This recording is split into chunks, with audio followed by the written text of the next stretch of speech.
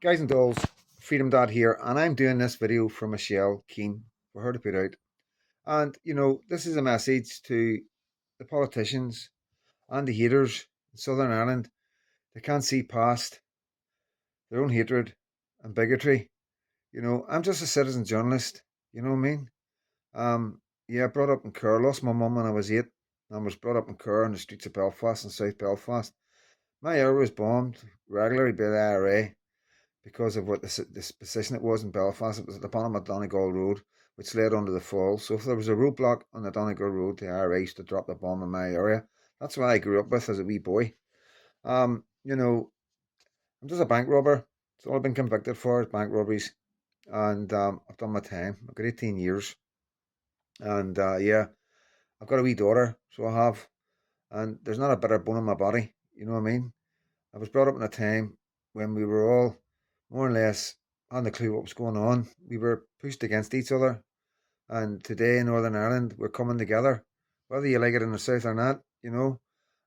Protestants and Catholics are communicating once again because of the extremism of Islam that's come to our lands and our shores and the mainland, and we can see what's coming because we're intelligent and we've got children. We can see the future, and the future isn't bright for us Christians right now. So it's not about like the Ireland and the conflict and all the rest of it. We understand about the famine and we understand the 1916 and we understand that and we support yous in these things. The hunger strikers, we understand that, and just like our fallen, we remember all our dead, and we're quite capable of remembering your dead and showing the respect that's needed. But we're just trying to come together as Christians to try and defeat what's coming to both our lands. And divided, we are weaker. And that's just logical coming from a bank robber, guys. You don't like to love me, you don't have to hate me. All we're doing is working as journalists, citizen journalists. That's all. Trying to bring a bit of sense to all the madness that's going on around us to try and help you guys out down there. Like I've said in my videos before, Catholic children and Protestant children, there's no difference between them children when it comes to abuse from what we've seen in England with the grooming gangs. These men did not differentiate between Protestants and Catholics, and they never have and they never will. Okay?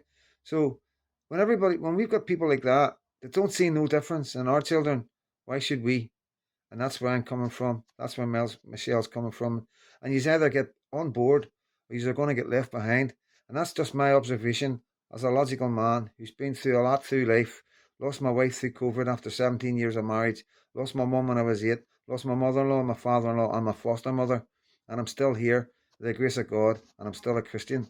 So be Christian for once. Put your hatred down. Put your beliefs down. Put what ambitions and goals that you have that drives you to be so hateful towards Northern Ireland and somebody like me, and try and see a common cause that is going to end everything we know, all our traditions, all our cultures, and eventually our lands. I'm Freedom Dad, and God bless.